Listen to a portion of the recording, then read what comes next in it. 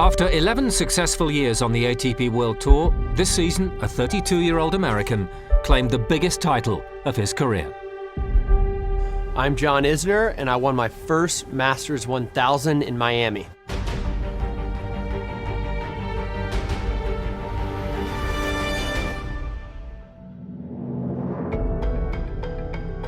I started the year with a 1-6 record. It wasn't that I had a bad mindset, I was just losing some close matches, and as any tennis player will tell you, when you lose close match after close match, it wears on you. And it got to the point where I was just mentally fatigued, and I found myself being in these close matches and not really going after my shots, just sort of being tentative in the big moments. But I also knew that I wasn't far away, and if things just sort of get going my way a little bit, that I could build on that.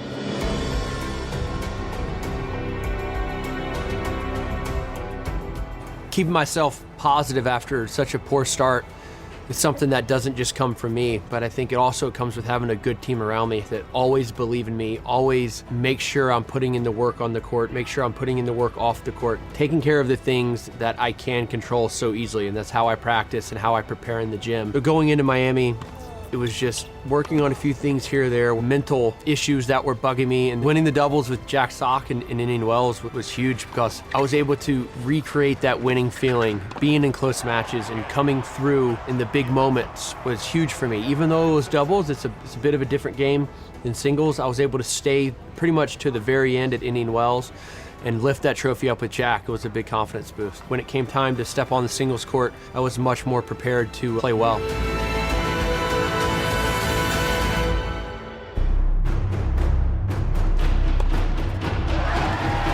I played okay in my first round, I played much better in my second round, and I played much better in my third round after that. And so my confidence just grew with every single match I won.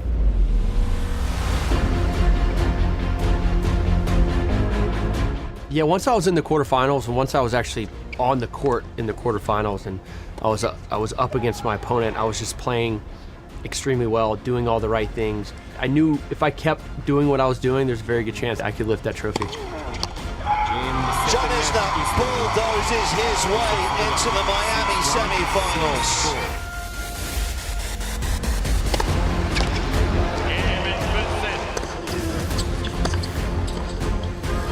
What a sensational end to surely one of the best performances in the career of John Isner. Coming into the final, it was a moment that I was ready for it. I felt like it was my time, and I just went out there and went after it.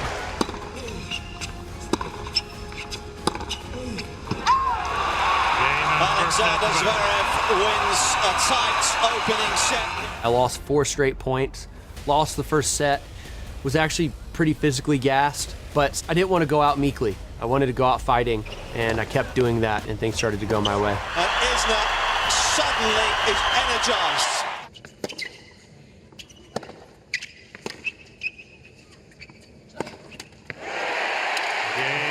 The first break of the final set goes the way of John Isner. At 40 love, I told myself I wanted to serve T.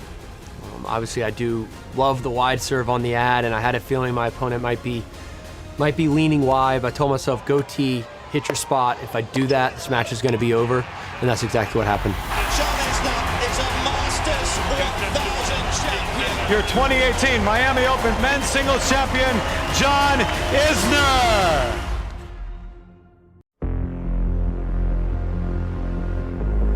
Moving forward, this tournament's going to help me out so much. It's going to help my confidence out a lot, but it's up to me to keep pushing forward, not to sort of take a breath and rest on my laurels a little bit.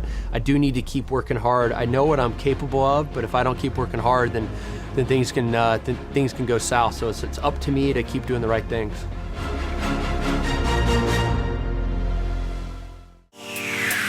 Next week on ATP World Tour Uncovered, class on the clay. We'll have all the action from marvellous Monte Carlo. And target practice in the Principality. There's a very special stunt in Monaco. Don't forget to log on to atpworldtour.com and chat with us on Facebook, Twitter and Instagram. See you next week.